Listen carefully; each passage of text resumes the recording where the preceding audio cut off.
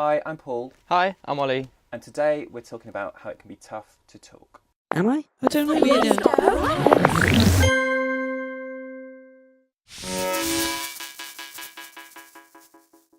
So, Ollie, Paul. as you're growing... Hello, nice to see you. Thanks for coming. Thanks for having me. When you're growing up, there can be all kinds of things that you talk about with your friends or your family. There's also kinds of loads of different things that can be difficult to talk about or awkward to talk about. They might not even be serious things, like it could be a celebrity crush that you don't want to admit to, or a programme you're watching on the TV that might not be one of the cool programmes. I don't know how you felt when you were growing up, if you found that. Yeah, absolutely. I had so many things that I just kept quiet about because I was embarrassed or I felt a bit ashamed, or also I feel like you have this voice in your head that goes, you shouldn't be doing this, or you shouldn't be watching this, or you should be doing something else. And I think that word is bad, like when you start to criticise your own decisions and actions, and I did that a lot. That can actually become more of a serious issue over time.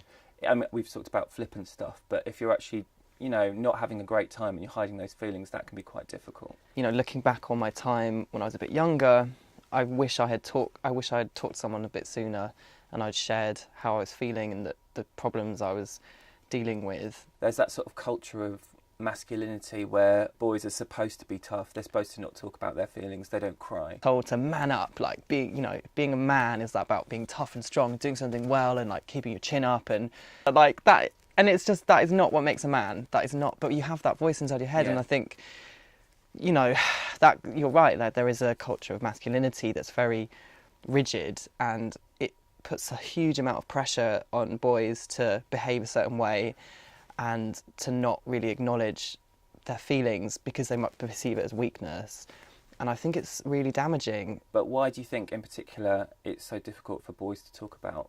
Well, I think there are lots of different reasons why it's tough to talk.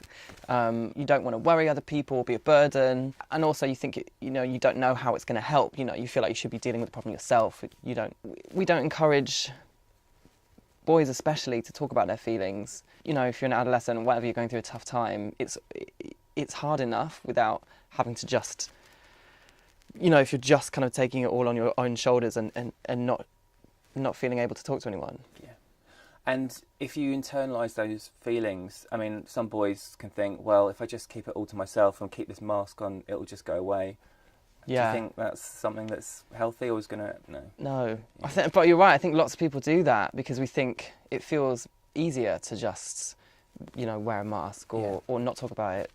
It's like a short-term solution, because you think, you like paper over a crack, but that crack is still there. It needs to be addressed, or it's going to get worse potentially. It's okay to ask someone for help.